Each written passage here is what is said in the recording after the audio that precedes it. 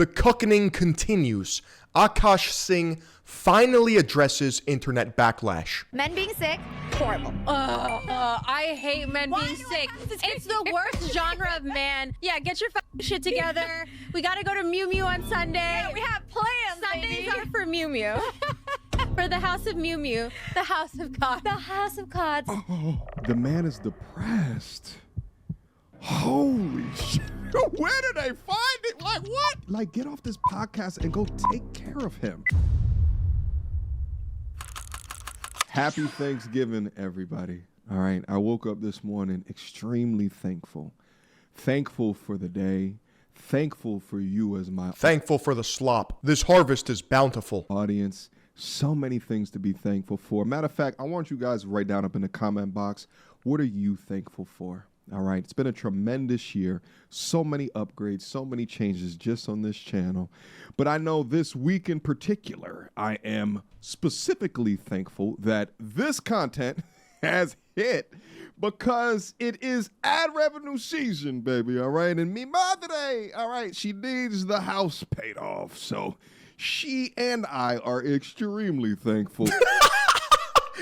I wonder if Akaash knows that his relationship is paying for other people's bills. Think about that for a second. Him being a pay pig for his wife allows everyone else to reap the rewards of financial domination. Nevertheless, I know what good old Akaash's wife is grateful for, all right? She is absolutely grateful for that never-ending bank account that she brags that she has access to, made available. I'm just perplexed as to how he makes this much money. Honestly, I'm impressed. Like, I knew there was a lot of money in stand-up comedy and podcasting, but the bar is really low because I haven't laughed once.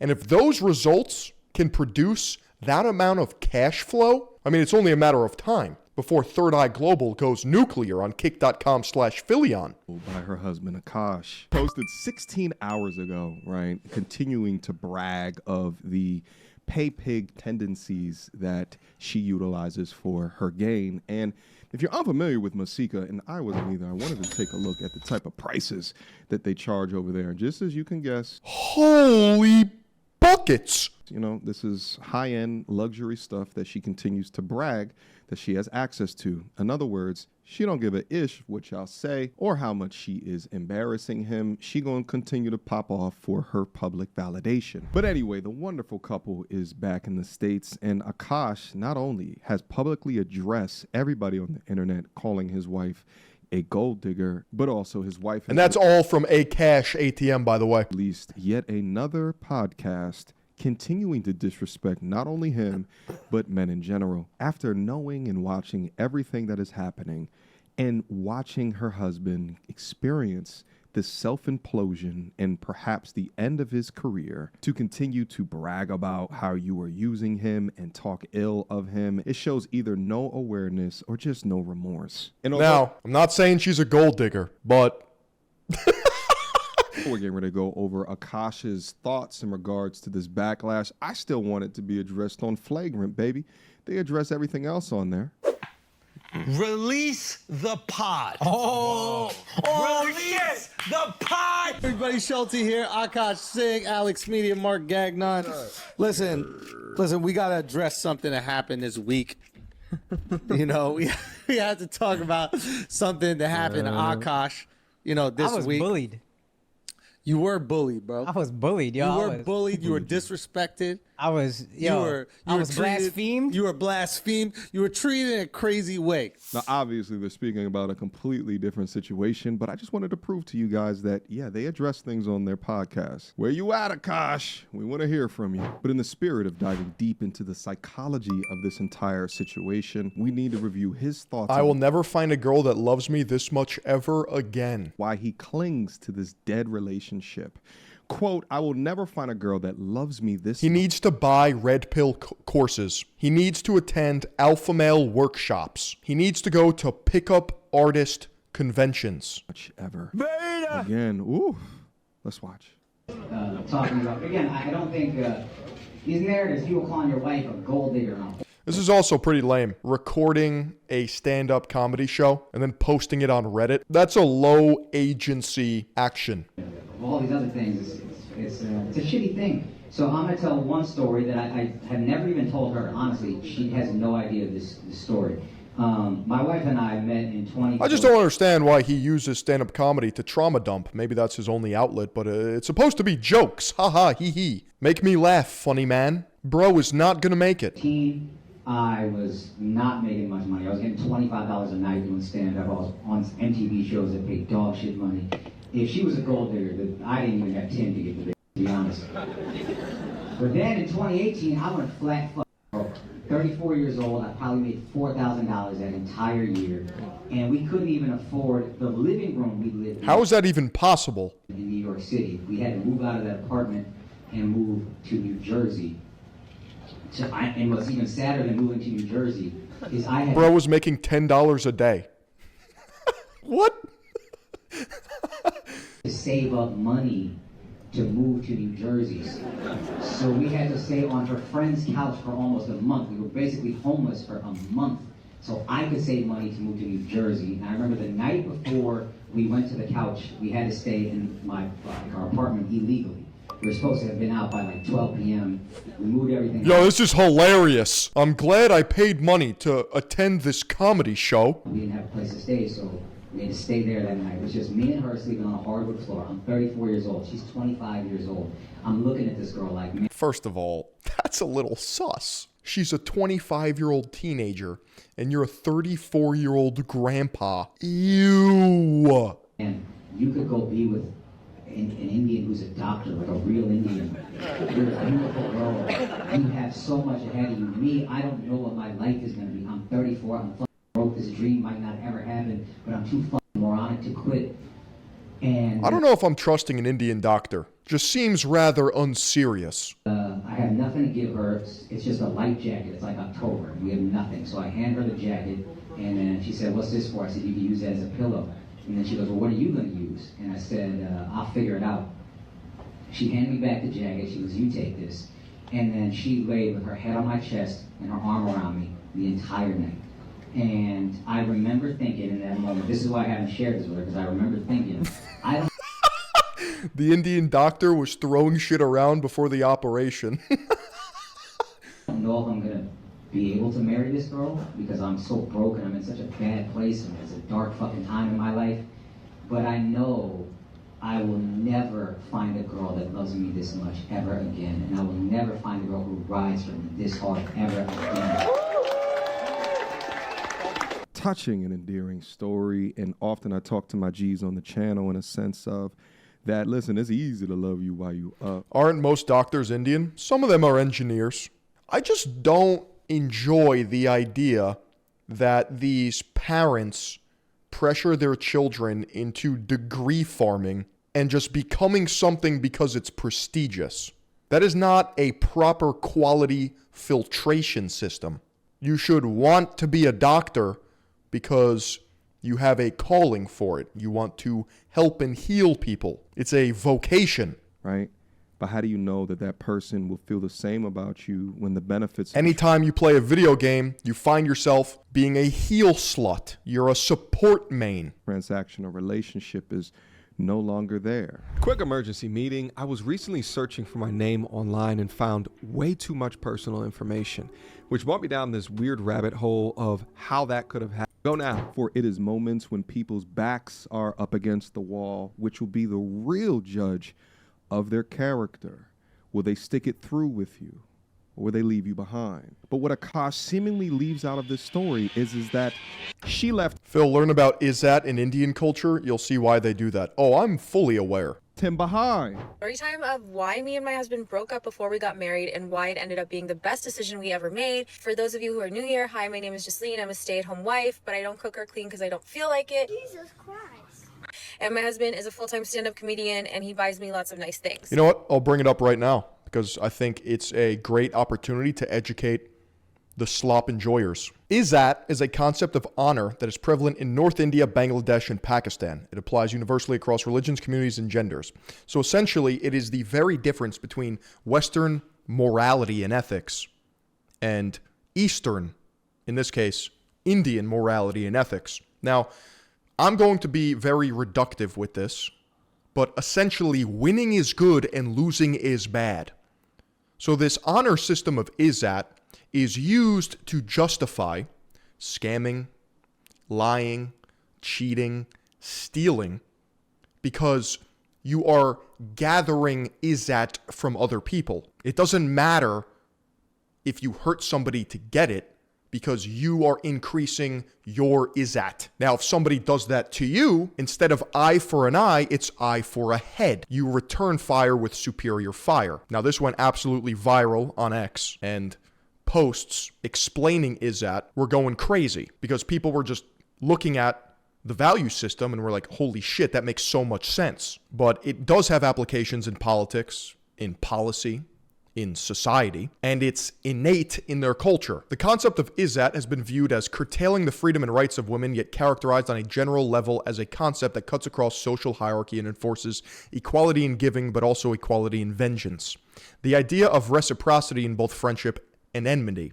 It is deeply embezzled in Izzat. It is required, for example, that a person goes to any lengths to come to the assistance of those who had previously helped them in their time of need, and to fail to do so is to dishonor one's debts and thereby lose Izzat. Violations or perceived violations of Izzat are key to development of both personal and family enmities, as wronged party seeks revenge, which could result in cycles of counter-vengeance, sometimes spanning generations. The nature and intensity of the revenge and what is taken, life, resources, or position, is governed by Izzat, which is the principle of reciprocity or equivalence in all things, because social relations in the region emphasize social debts and unrestricted reciprocity.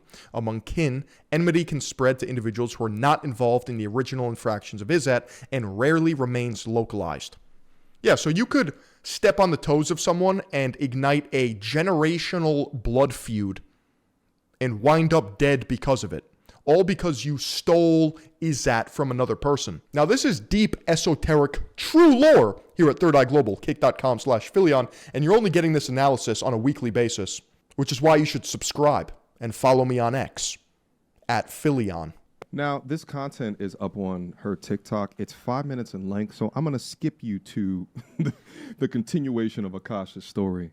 So he was pretty much losing all his income, and at the same time I was working a really toxic job with like a toxic manager and like working till 2 a.m, and it just caused a lot of stress on our relationship. I really, wanted. Now that I think about it, Izzat is the very antithesis of turn the other cheek. To get married and like wanted to move forward, and he was like, I don't even know who I am as a man if I'm not even able to achieve something I poured 15 years into, and like I don't even know how I'm going to provide for you or our future as a family. And everything came to a head when my mother-in-law came to visit us, and I was being very distant because of everything we were going through. Akaash was very stressed, and I think she kind of internalized it like that I was being big towards her or passive aggressive towards her. It was a huge fight between all of us. Bro, I would just be embarrassed if I was Akaash. Your girl's just going on rants about nothing, living the life of her dreams, dripped head to toe in designer bullshit. Basically, Akaash did not defend me, and I was like, okay, I don't know if I can be in a relationship with this person anymore. So after this, we both took a much needed break and So the man was literally at the lowest portion of his wife, and you were being, quote unquote, you said it, not me, bitchy. So much so that his mama picked up on the behavior and all hell broke loose. And you got mad at Akaash for not defending you through your bitchy behavior. I hope a love like Mother-in-laws mess up relationships often.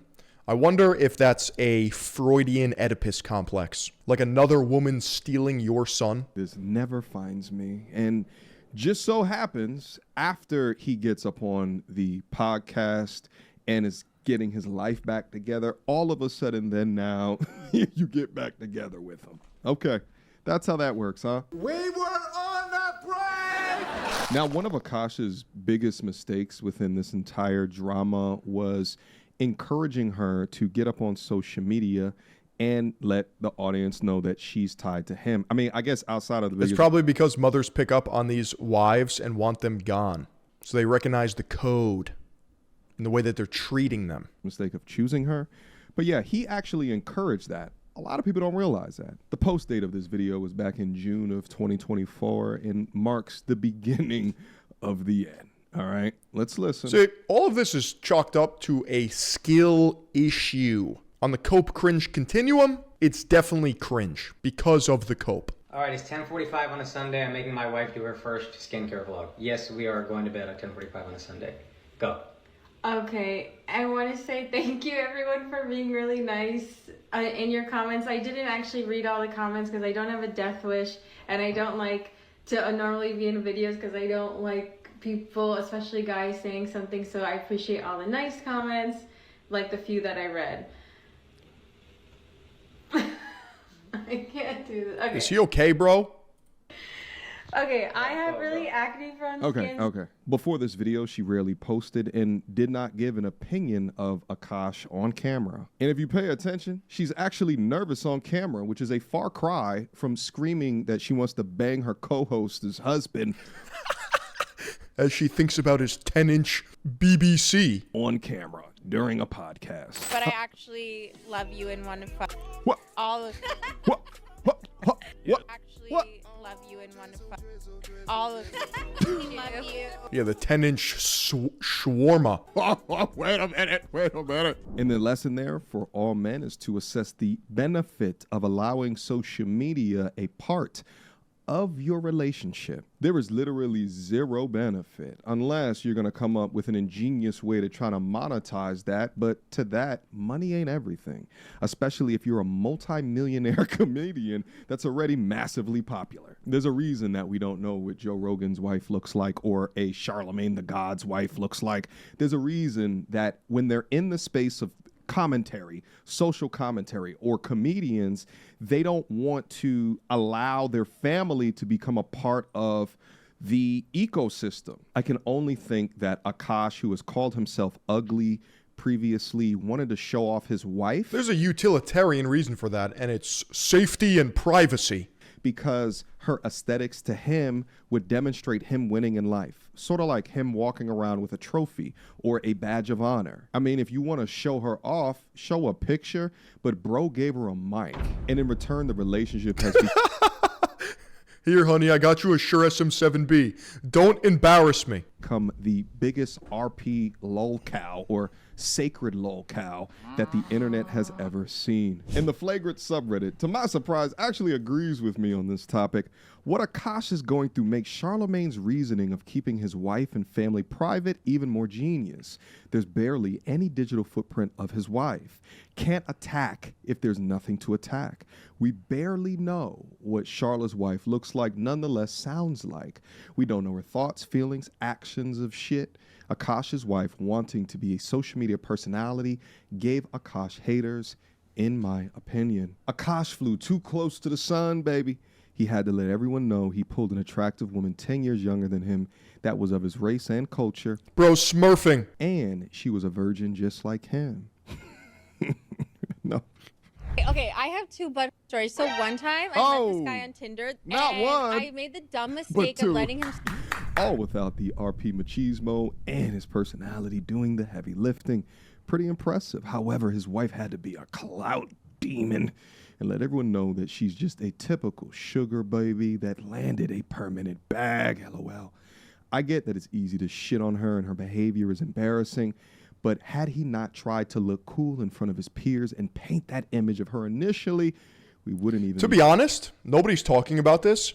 He gets personality mogged by her. That's the crux of the situation. He's not dominant or foreboding in any way that's impressive.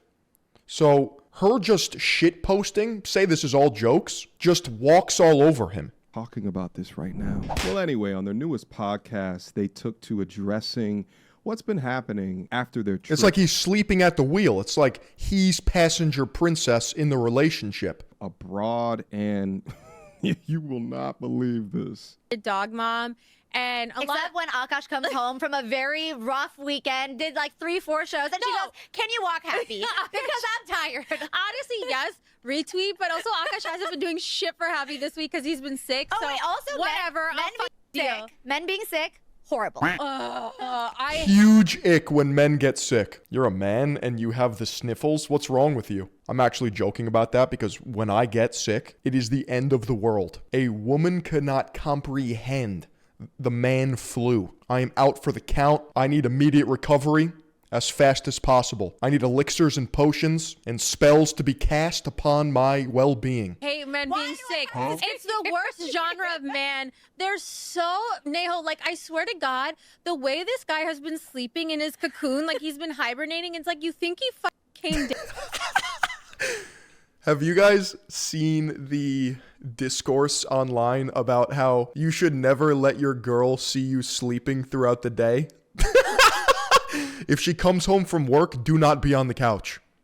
Now, I don't have to worry about that because I'm not a fucking loser. Once again, this is red pill adjacent talking points.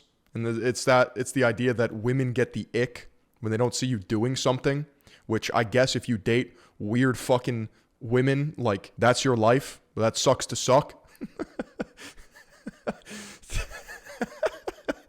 A man should do as he pleases. Down with like TB or something. Like girls like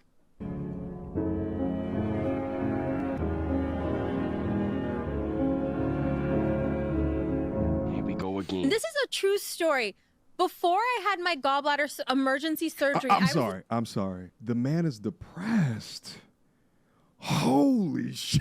Where did they find it? Like, what? Who raised? You know what actually has me considering? Maybe he's just fixing his Whoop score. Maybe he's got a lot of sleep debt. Maybe he's biohacking and optimizing. Is that when we've seen her on podcasts talking about, talking ill of her father, right? Like, does watching her give you just a little bit more information of the dynamic in that family? As a man, why are you tired? You need a nap? That doesn't... You want to go to sleep? I'll go get you your binky and your blankie. Paint the father as the horrible one. Perhaps the father had some points about shit, but he had a wife and a daughter, right? Like, and I don't know how big that family is, but this is what the father was... As a man, just wake up. Dealing with? Are you crazy? This brother had... And then stay awake. Going through internet firestorm. He's sick because of the stress that lowers the immune system, all right? And then on top of that, he's probably depressed. So now he's cocooned himself into his room, and here you go complaining that he's... Dude, I picked depression up by the neck and choked it the fuck out. I soloed depression and anxiety. You can too. So this will not be the master of me. It will be my little slave, my concubine, and I will fuck it into irrelevancy. Not taking out the dog that you tongued down more than him. It's just so crazy. I just feel so bad for Akaash Machine because your wife is supposed to be your number one, right? Pillow to lay your head on, and she just, she don't give it. Get up, bitch. Go outside. Just a drill sergeant wife, bro. Make me some more money. I don't give a shit what's happening upon the internet. Like, get off this podcast. It's so sad. And go take care of him. Let's see if there's any more. Go make him some soup or something. I don't know. Much pain, but I had an interview to do for journalism school for a project, and I was like, well, I should just get the interview done. I did the interview, then went to the emergency room. That's how tough girls Guys are. get like sissies truly when they're sick. Like, it's a little cold. It's like, oh, can you please get me a blanket and soup? And of course I do that. I love my mans. I do it, but I'm like, here. Man up. Man up. Yeah, get your shit together. We got to go to Miu Miu on Sunday. Yeah, we have plans, Sundays are for Miu Miu. Miu Miu is a designer brand. Thousands of dollars of just nonsense. For the house of Miu Miu, the house of God. The house of gods. Oh, women that say man up or want to tell you the definition of a real The man. only Mew you should be doing is right there. Guys, that is about the number one indicator of ain't shit. Meanwhile, you start talking about a real woman. Women be shopping, you know what I mean? And they want to cancel you and tell you you don't need a mic for your Red Pill podcast. It's just absurd, the double standards here. Of all the people who should not be seemingly unbothered about your downfall, to have it be your wife is just... I don't even know what to say about this anymore. Mans is having literally the worst Thanksgiving ever brought on by her, and take me to Moo Moo, bitch. He should renew his vows again. He should buy her another ring. That'll fix it. Now, if you go down into the comments of this video, all it is people torching them alive, right? But more than likely, this is Abba from Abba and Preach coming down up in here. You can tell this was filmed way before the whole Will Sing arc because the dog is still breathing. Ain't no way Akaash living with his dog, getting all the kisses. She's too overstimulated to give him. And what's hilarious is that when I first clicked open this video, He's sleeping because he's depressed. That happened to me before in college. I would sleep to pass time, but I just lifted my way through it.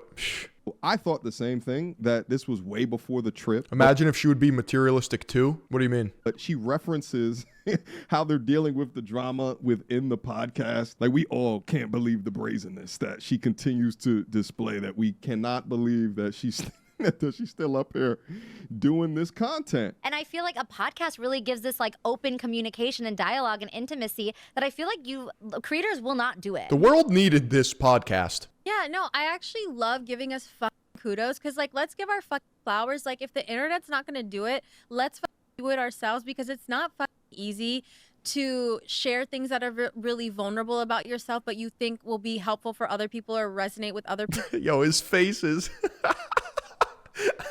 Well, it's also just not easy to talk with a bunch of cameras, lights, and microphones and not feel nervous or get insecure. And it's also not easy to try something new. Imagine if she would care about expensive things. Would be horrific for bro. And put yourself out there, even if you get bullied, which we obviously are and Dude, I can't imagine that. still are. So I want to give kudos to us. All right, y'all. Let's give them a round of applause. Let's give them some internet kudos points, all right? Because apparently, in modern times today, it is more important to consistently, continuously emasculate your man, because at the end of the day, you have the strength to persevere, to continue to Men deserve what they tolerate. That's the truth, Nuke. Victim maxing. pull them internet numbers. Yeah. Yeah, the priorities are just set up for success. All right, guys, but I think that's all that I have for you here today. I appreciate you guys for continuing to rock with me.